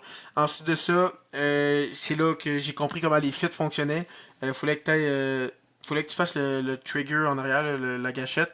Puis là, tu peux voir toutes les possibles fits que tu peux faire. Puis ça peut booster tes cartes. Parce qu'à un moment donné, j'étais genre, pourquoi mon Saros et mon Belfort ont passé de 83 à 86? C'est que les deux ensemble, il y a un boost que c'est. Si t'es un joueur canadien avec un joueur de Nashville, ça fait plus 2. Et en plus de C'est ça, quoi le rapport? C'est quoi le rapport? et aussi, c'était si t'es un joueur finlandais avec un joueur de Dallas, ça booste. Que là, j'ai Belfour qui est avec Dallas et qui est canadien, avec Saros, Nashville, finlandais. Donc, j'ai eu les deux boosts ensemble, ça fait plus 3. Oh, Donc, c'est pour ça que mes gardiens sont rendus nice. 86. J'ai pas besoin de gardien pour un petit bout. Puis, s'il y en a un que je trouve qui fonctionne pas bien, ben, je peux mettre l'autre, parce qu'il y a deux sur 86. Et Ouais. sinon, j'ai essayé un mode franchise. C'est exactement comme le 25, il n'y a rien de nouveau, on s'en doutait. Et sinon, ça coûte pas tant cher aller chercher un McDavid. J'ai essayé de faire la petite transaction, voir, parce qu'il y a plusieurs Ah rumeurs ouais? depuis plusieurs mois. Ben, ça a coûté Rembacker, Dak, Bon, puis un choix de 2. ça me donne un gros 3 MM pour Ben, il y McTavish. a, Moi, je pense que ça vaut la peine. c'est deux joueurs qui se blessent souvent, puis un choix de 2. Puis Dak, il a rien prouvé, à part la grosse pièce, c'est vraiment Rembacker, mais même là, dans le jeu, Rembacker n'a Ouais. pas tant de valeur, donc ça n'a pas coûté si cher pour aller chercher McTavish. Mais après ça, dans le jeu, McTavish, j'ai essayé de le signer, mais il voulait rien savoir, j'ai dû attendre d'avoir un offer sheet des Jets, puis égaliser l'offre. Il voulait pas signer sinon. What? Ouais, j'y offrais 8 ans, 9 millions, t'es genre, non, non merci. Puis là, finalement, Flemme. il acceptait une offre hostile de 3 ans, 6 millions. Encore une fois, le jeu est buggé. Puis toi aussi, tu me dis Ah, que la t'as logique essayé des le mode sports. Billet Pro, que t'avais Oui, bien essayé. ben déjà, genre, on avait parlé dans les dernières semaines. C'est juste que comme on a dit, on n'était pas des gros joueurs de BA Pro. Il y avait une rumeur qui disait oui, on a acheté le mondial junior, mais c'était juste jouer demi-finale, finale. J'ai vérifié, puis effectivement, c'est le cas. Donc, tu commences, genre, j'étais avec Team Canada, genre, j'ai fait demi-finale contre la Suède, on a gagné 6-0, j'ai fait 2 buts, 2 passes, c'est easy clap. Puis en finale, contre la Tchéquie, on a gagné 6-2. C'est pas très Trop facile, compliqué. trop facile. Puis, puis après, tu sais, c'est pas comme si tu laissais jouer toute une saison de junior, tu passes de championnat du monde junior à Coupe Memorial. Pas très compliqué non plus là-dessus. À date, je suis comme le meilleur pointeur de mon équipe, qui est les Sags, si vous demandez. En gros, les Sags en Coupe Memorial. Ce qui va arriver cette année, d'ailleurs, c'est ma prédiction. Pour vrai, c'est Mais, possible. C'est possible. ouais, en tout cas, on prie. Mais, mais ouais, Ben, c'est il y a ça. Donc, en gros, Blainville, là, il y c'était. a Blainville qui s'est un peu boosté. Mais bon, on va voir, on va voir. Non, non, non. Let Maxime Massé-Cook, OK? Oui, Mais ouais, non, c'est ça. Donc, en gros, j'ai battu Gavin McKenna et les Tigers de Medicine Easy Clap. trop facile. 5-3. Donc là, tu sais, pour à date, j'ai comme scoré 3 buts en 2 matchs. Trop Tu sais, je facile. joue en pro. C'est pas la difficulté la plus dure, mais pareil. En tout cas, je trouve pas que j'ai tant de misère en tant que tel. Donc là, tu sais, je suis pas rendu encore au draft, mais je sens que je vais être draft top 5. Donc là, je vais être en dépression parce que je vais être draft par Utah 4e. Ça, je le call. Ouais, Euh, trop facile. on sait qu'aiment les Québécois. Ils ont drafté Desnoyers. C'est quoi, là? Puis en Mais plus, ouais, c'est ça. Donc, dans ton billet pro, t'es un centre. Donc tu vas remplacer DEI. ouais. Ouais, trop Mais facile. sinon, côté du hot, j'ai réussi à avoir la carte de Sam Bennett. D'ailleurs, je vais t'expliquer comment. Je sais que je t'ai expliqué avant d'enregistrer, mais pareil, je vais te réexpliquer. En gros, pour un tir frappé court, il faut que tu fasses un toe drag release, puis il considère que c'est un tir Ben, frappé court. ben c'est pas tant un tir frappé court, hein, mais. Et vraiment, il faut vraiment que tu fasses comme ça, puis ça compte comme un tir frappé court. Genre, sincèrement, c'est comme. Moi, c'est mise en échec avec bâton que j'ai jamais compris comment ça marchait. Genre, sincèrement, j'étais comme. Je pensais que c'était un pot check au début, mais c'est pas ça. Ben, je pense que c'est juste une Fait que mise en ça, échec, puis I guess. Genre, c'est juste pas que tu prends la hanche, je sais pas. Je sais pas. Ah non, pour vrai, j'ai essayé, puis j'en ai une par miracle, genre random. Fait que c'est trop compliqué pour moi. Puis sinon, on va continuer ça la semaine prochaine. Mais juste une petite question. Je sais que pour les capitaines, la nouvelle série de capitaines, tu as pris Luke Hughes. Ouais. Tu l'as mixé avec ton Quinn Hughes, c'est que ça a fait un boost aussi. Mais pour ce qui est des joueurs XP que tu peux monter après avec des jetons, tu as pris qui, je pourrais le faire? C'est Vince Dunn que j'ai pris. T'as Vince Dunn, ok. Moi, j'ai pris Matty Beniers. Et qui est la fraude qui a gagné le Calder il y a 2 ans. Ben, il était pas une Mais, fraude, mais après ça, il a arrêté d'évoluer. yo. En même temps, les finalistes de 2023, là, Stuart Scanner, là, excusez. Ah, Là. mais il était pas une fraude, il avait fait genre 57 points ou quelque chose comme ça, c'est quand même bon. Là. Ok, cette année, il a arrêté 5ème, là, mais. Ouais, en tout cas, bon. Ah, mais. Moi, je pense que je suis encore mal parce que Machelli n'avait pas été finaliste. Là, je pense que c'est juste ça. Là, parce que Stuart Scanner, sans commentaire. Ouais, donc moi, j'ai pris C'est quoi? Vince Dunn parce que j'ai pas une bonne défensive. Oui, j'ai Quinn Hughes puis Luke Hughes, c'est quand même bon, mais j'ai encore Adam Pelech 79 sur ma troisième paire. Ouais. Donc c'est pour ça que j'ai pris Ouais. Vince Dunn, ça va m'aider. Sinon, j'aurais eu un autre 70, genre un peu sur ma paire. Donc c'est pour ça que j'ai pris Vince Dunn. Sinon, c'est sûr que Mathieu Beniers m'aurait été intéressant, mais j'ai quand même des bons centres. Si je me trompe pas, j'ai Fedorov, Crosby rookie, puis genre un autre 84, je pense. Donc j'ai quand même une bonne attaque Hum, du côté des centres. Ouais, j'avais Matthews, donc j'avais pas vraiment besoin de hum. centre. Donc c'est pour ça que j'ai pris un défenseur. Donc c'est pas mal le tout du côté de Hot de mon côté. Ouais, bah, tu sais, genre, j'ai pris Matthew Beniers, mais live up, il joue pas. Là. Genre, je l'ai Ah. pas boosté encore. Il joue pas parce qu'en gros, mes centres, mon premier centre, c'est Sam Bennett 85. Après, mon deuxième centre, c'est le Crosby 84 rookie. Puis mes deux autres centres, c'est genre Stamkos puis Oates 82. Fait que, tu sais, il est de 80.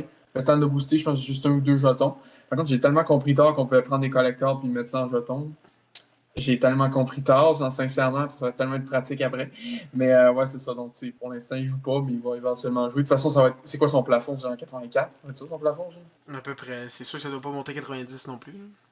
Ouais, non, c'est ça. C'est pas comme les joueurs de fin de NHL 25 où si je t'ai rendu Eric Di Pietro 98. Là, tu sais, je pense pas que c'est ça. Là. On n'est pas C'est rendu là, déjà non. le joueur, il commence à 93. Là, fait que, parce que c'est pas mal tout pour la chronique hot. C'est que justement, on va pouvoir passer au dernier bloc qui va être un petit jeu. Ça va être une petite battle d'alignement. En gros, PO, juste pour nous expliquer, ben, je vais juste expliquer rapidement comment ça marche. En gros, on va avoir une espèce de filtre. PO, tu vas t'arranger au niveau du montage. Ouais. Mais en tant que tel, on va avoir des équipes aléatoires. Puis il va falloir sélectionner 3 attaquants, 2 défenseurs, puis un gardien de chaque équipe-là. Puis après, on va débattre sur c'est lequel des deux qui a le meilleur alignement. Puis finalement, ben, à la fin, on va voir c'est qui remporte cette petite série de 3 en tant que tel. Donc, c'est ça. Juste pour ajouter aussi, c'est que si par exemple j'ai les Oilers, je prends Connor McDavid, ben Thierry ne peut pas prendre McDavid pour ce match-là. Ouais. Mais dans le prochain match, on va pouvoir les reprendre. Mais pour le match, on peut pas. Donc on va commencer. Je vais faire l'équipe au hasard. Ta première équipe, c'est toi qui va commencer. Tu as les sénateurs d'Ottawa. Les sénateurs d'Ottawa. OK. Bon, ben, Tim Studio. Tu prends Tim Suzzle en attaque. Ouais. Parfait. Donc de mon côté, ma première équipe va être les Golden Knights. Est-ce que je prends Marner, Eichel? Il y a Theodore aussi en défense. Je vais y aller. Ah, qui est meilleur, Eichel ou Marner? Je vais y aller avec le nouveau. Je vais y aller avec Marner juste pour le fun de prendre un nouveau. Ta prochaine équipe, Pour... c'est les Ducks d'Anaheim. Pas la meilleure équipe à avoir dans ce challenge-là. Hein. Oh, OK, c'est rough, là. Ben, sinon, tu peux peut-être sécuriser ton gardien. Dans ce c'est pas dégueu. C'est pas le meilleur. Mais... Ouais. Sinon, il y a Leo Non, Carlson. non, je vais prendre Léo. Leo Carlson? Ouais. Parfait. Donc là, tu as deux attaquants déjà de prix. Donc il te reste tes défenseurs, ton gardien et un attaquant. Ma deuxième équipe, c'est les Hurricanes. C'est une bonne équipe, comme on a parlé tantôt. Ouais. Mais c'est pas non plus une équipe avec un McDavid, disons. Mais en Ouais. défense, je vais prendre Slavin. Slavin, c'est un très bon Ouais, défenseur. c'est C'est... Ouais, un Slavin. excellent choix. Ouais. Donc ta prochaine équipe, les Panthers de la Floride. OK, là, c'est solide. Là, j'ai du bon choix. Ouais. Euh... Ah. Est-ce que tu finis tes attaquants? Mais là, c'est risqué. Si tu pognes les Oilers, tu peux plus prendre McDavid. Non, non, je vais prendre Bobrovski. Ah, ouais, très bon choix. Très clutch en plus. Très bon choix. Oh! J'ai l'équipe juste ici. Oh! Les Canadiens de Montréal. Ben là, il y a juste un choix à prendre. Puis en plus, il me reste deux choix en attaque. Je vais prendre Suzuki. Ouais. Parce que le seul choix évident, là, c'est la seule vraiment grosse superstar du Canadien. Ouais. Oh! T'aurais pu avoir Hellebuck, les Jets. Mais il reste d'autres bons joueurs. Il y a d'autres bons joueurs encore. Là. Je vais prendre Josh Morrissey. Ouais, tu vas prendre Morrissey? Tu laisses une place en attaque Ouais. encore? Ouais. Parfait. Ma prochaine équipe. Ça, c'est rough. Oh! Là. Le Ça Kraken. sent les Sharks. Ouh! Ben, j'aime quasiment mieux les Sharks que le Kraken. Ouais. Ben, c'est sûr, je prends pas un gardien. Ben, d'accord. Parce que Vince Dunn, je finirais ma défense, puis imagine, je prends les Canucks. Est-ce que je prends un attaquant, je finis mes attaques? Non. Je prends pas genre Mécan. J'ai dit que je prends pas de gardien, mais. Je pense que je vais être obligé de prendre. Non, je. Ah! Non, je vais prendre Vince Dunn. Je vais prendre Vince Dunn. Vincent, ok, Vincent, ça va. C'est quand même un bon choix. T'as les Rangers. Ah, c'est très fort, les Rangers. Ah, ok. Adam Fox. Adam Fox. Ah ouais? Oui. Papanarine? Non? Non. Bon choix. Surcoté. Bon choix. Là, abuse pas non plus. De toute façon, un attaquant, j'aurais pris Matt Rumpy. Ah, c'est sûr, c'est sûr. Ah là, c'est ceux qui me trollent. J'ai encore les Canadiens. Bah. Ben, selon les statistiques avancées, Oh my god. Samuel Montembeault est un excellent gardien de but. Ouais, je vais prendre Montembeault. Ok. Moi, j'aurais peut-être pris Caulfield. Mais. Non, j'espère. Montembeault, c'est. Parce que la seule façon que je puisse remonter, c'est si j'ai comme un McDavid ou quelque chose. Ouais. Ton équipe, les Kings. Les Kings. Il te reste un attaquant. Je dirais qu'un Il y a plusieurs bons choix, mais rien de wow. Adrian Kempe. Ouais, bon choix. Donc là, Mon si attaque, je veux. mon attaque est mid. Mon attaque est très mid. Si je me guette un McDavid ou un McKinnon, j'ai peut-être une chance. Et mon équipe. Ouais. Colorado! Ah. Donc, McKinnon, là, si le monde pense que je triche, je l'ai ici. Là. Je vais prendre un screenshot pour vous prouver. Je vais vous mettre le screenshot dans l'écran pour vous penser que je triche. Donc, ouais. Donc là, on débat ton équipe. Tim Stützle, Leo Carlson, Kempe, Morrissey, Fox, Bobrovsky. Moi, c'est Marner, Suzuki, McKinnon. L'attaque explose la mienne déjà. Slavin Dunn, je pense que c'est le meilleur def, puis un meilleur gardien, j'ai Montembeault. Ouais. Mais mon attaque te détruit, là. Oui, ouais, ça oui. Genre, mes 3 attaquants sont meilleurs que n'importe quel de tes attaquants. En défense, t'as une meilleure défense, mais t'as un meilleur gardien aussi. Mais Marner, McKinnon, je pense que McKinnon m'a sauvé. Je pense. Ouais. Ouais, je suis d'accord. Ouais, 1-0 pour moi. Mais c'est vraiment proche. Ouais. Vous pouvez nous dire dans les commentaires si vous n'êtes pas d'accord, si vous pensez que c'était plus lui qui devait la remporter. Donc pour le deuxième match, c'est moi qui va commencer, vu que l'autre c'est toi qui avais commencé. Donc c'est 1-0. Je commence avec Buffalo, je vais prendre Rasmus Daly. Oui, ça me semble être un bon choix. De ton côté. T'as encore Ottawa.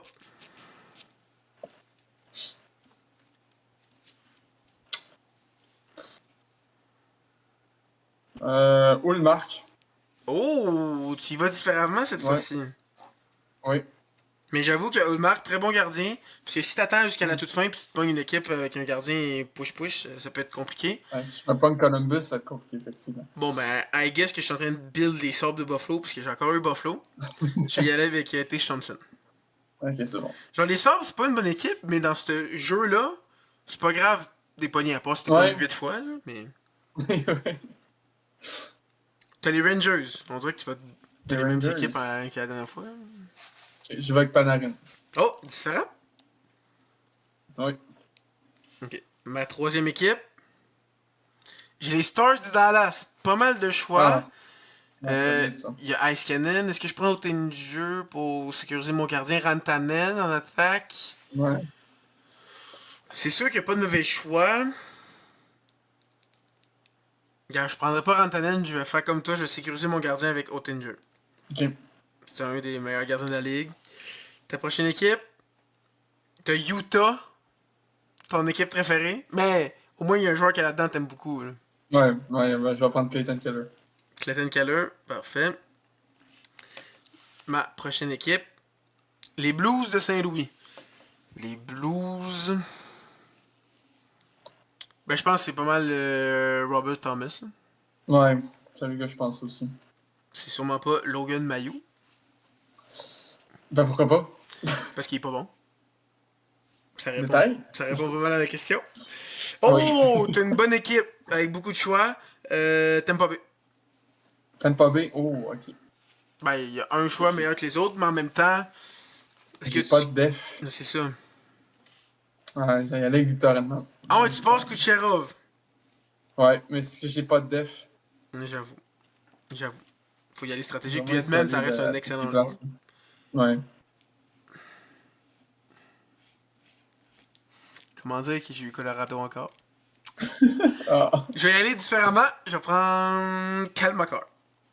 ouais, ça reste solide. Ça reste très très fort. Ça reste pas trop mauvais, on va se le Ta dire. prochaine équipe. Oh! Là, tu vas être content. Je t'ai laissé deux bons joueurs, c'est les Stars. Les Stars, ouh. Il te reste un attaquant puis un def. Rantanen. Oh, Rantanen, tu complètes ton attaque? Ouais, Ok, moi il me reste un attaquant. Ma prochaine équipe. Vegas. Ben, tantôt j'ai pris mon nœud, je vais prendre la côte. c'est bon. Ouais, j'ai une bonne équipe, hein. T'es mieux d'avoir un bon Ouais, spin quand parce même. que Ouais. ta dernière équipe. Les Flames. Puis je vais même prendre un screen pour pas que vous croyiez que je triche. Les Flames.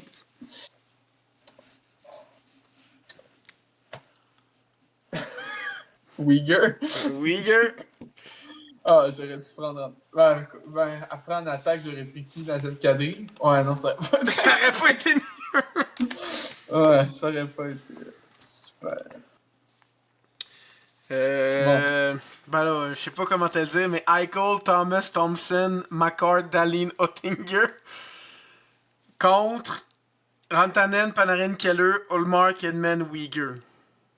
Ben, mon attaque est meilleure que la tienne, je pense. Tu sais, ça joue à pas gros. Ta def est meilleure, juste à cause que Dallin McCarr et pas un gros bot de Uyghur. Puis Ottinger est meilleur que le Mark, fait que.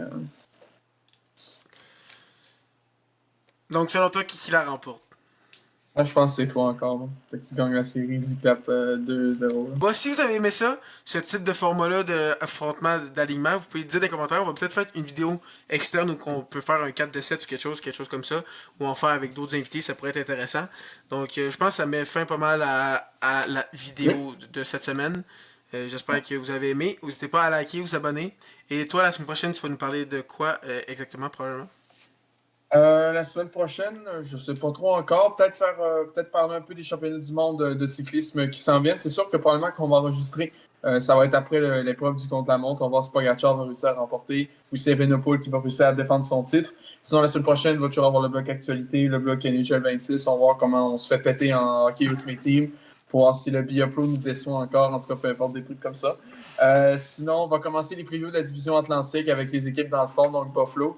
Sinon, on va parler de Buffalo et de Buffalo, je pense. As-tu prévu de parler d'une autre équipe? Ben, je vais reparler de Buffalo en disant qu'ils vont Ok. continuer à manquer les séries, puis que c'est Buffalo, Ok, puis qu'ils vont refaire une reconstruction. ok, c'est bon.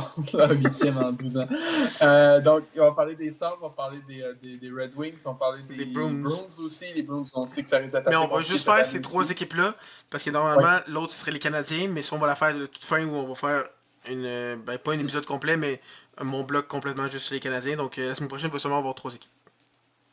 c'est bon. Puis également, au bloc 4, on sait pas. Je sais qu'on voulait faire amener un all-time draft de la Ça Ligue se peut que ce soit nationale. la On semaine va prochaine. voir si on fasse ça en tant que tel. En tout cas, ça va être à vérifier. Mais sinon, comme PO l'a dit, j'espère que vous avez aimé cet épisode. N'hésitez pas à liker, à nous suivre sur tous les réseaux sociaux. Puis on va se retrouver la semaine prochaine.